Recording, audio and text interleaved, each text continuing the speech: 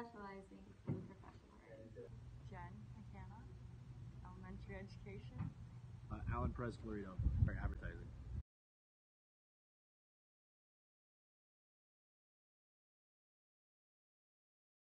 I wouldn't say it's been easy, but it's been an experience where I've had to be dedicated to my studies, dedicated to proofreading, rereading, reading. It's a very time-consuming aspect. It's hard.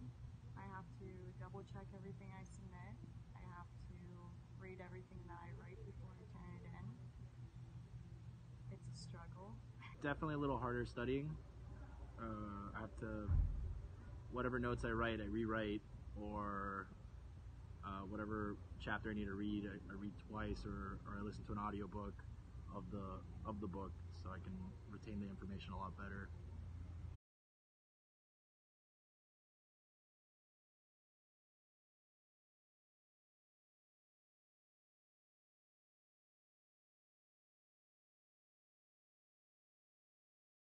Yes, a lot of my professors have been very accommodating, have been very helpful in taking the time to meet with me during their free time and proofread with me and go over ideas.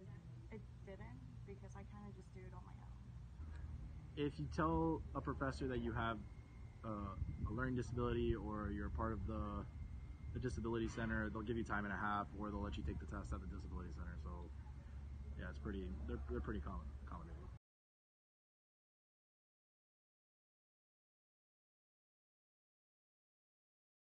I think they do. I think those are untapped resources by a lot of people. It just takes, the knowledge to know where to go. Yes. No. We used to have the CAL program, which would give us tutoring and like one-on-one help, but then that went downhill because they started losing a lot of good tutors, and it wasn't the same. So the help there was like any other help that you could have gotten like in the writing lab, and then the disability center, for what I know, is just there to let you take tests, so you're not in a distracting area.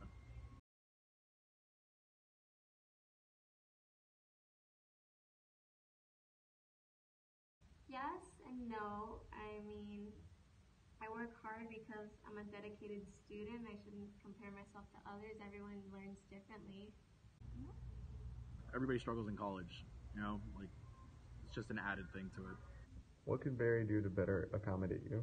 I don't think there's a way they can better it, but to be proactive about it. If a student is struggling in class with grammar or struggling with dyslexia and a teacher notices it, they should be able to, step aside with that student and say, if you have trouble, I'm here for you, etc. And a lot of professors do that already. Uh-huh. Do you think that your experience is regional or on a national level? I know why I'm dyslexic. It's very different from why other people are dyslexic. But me, it's definitely regional. My family's not from this country, so my first language wasn't English, and when I went to school, they told my family they couldn't speak to me in other languages anymore because it would confuse me. So I had to, kind of scrap what I knew and learn a new language, and then my grandparents didn't know any English at all, so it was very hard for them to even try. And when they heard that I couldn't, speak Spanish or even Mandarin anymore, it was, okay, so we have to learn English, and their English was broken English, so I learned broken English, and it kind of domino effected. What technologies or techniques do you use to assist you? Definitely proofreading is a lot easier when you use multiple software. So like I'll write something in Word, I'll pass it through Word, I'll pass it through Grammarly, I'll pass it through Google, and just proofreading it over and over again to help make sure everything's correct. Are there certain fonts that are easier or harder to read?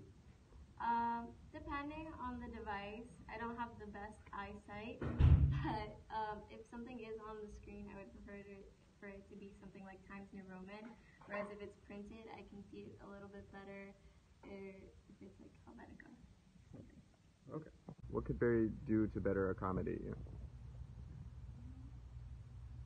I'm not sure. Do you think your experience has only happened here, or it's a national thing? Like other students experience what you go through? Definitely. To what? The second one? Yeah. Okay. What technologies or techniques do you use to assist you? I usually just put my papers through like Grammarly, or I have someone else reread it, make sure everything's spelled correctly. Do you feel closer to other dyslexic students? Yeah. Do you feel that your experience with dyslexia in college is different from other people's everyday struggles with dyslexia outside of college? Definitely not. Why is that? It's a struggle. I mean, people use it in their workday. I know when I work, sometimes it affects me. Other students in elementary school, middle school, high school. Are certain fonts easier or harder for you to read?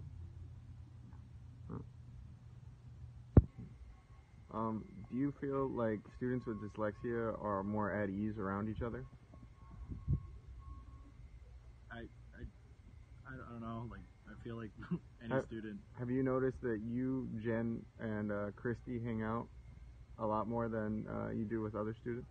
I don't think that's the real thing. We hang out with everybody the same. What are you trying to say? Think you're better than me? Or, my spelling. Yeah, everybody's super nice to me. Is that sarcasm? Why would it be sarcastic? Fair point. What technologies or techniques do you use to assist you? I use audiobooks if there's a book I need to read for a class. So like Audible is something I usually use, and so like I'll listen to the book while trying to like follow along on the page.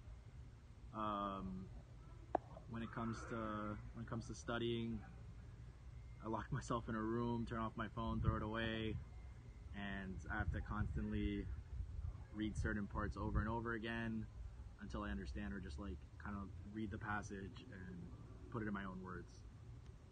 Do you feel like your experience with dyslexia is different than the experience you would have outside in the real world?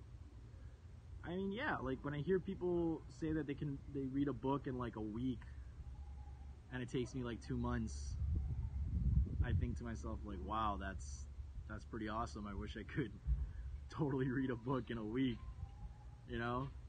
But I think anybody would have just as much. I think I'm like anybody else when it comes to like studying and reading and, well, I mean, not reading, but like studying and stuff. Like I said. Do you feel your experience as a dyslexic student is restricted to Barry, or this is a national occurring issue where they don't have enough resources? I would say it's like more of a reoccurring thing, because like I know I have a friend at FSU who has dyslexia, and they said that their disability, like to get into their disability department, was like impossible because everybody said they had a disability.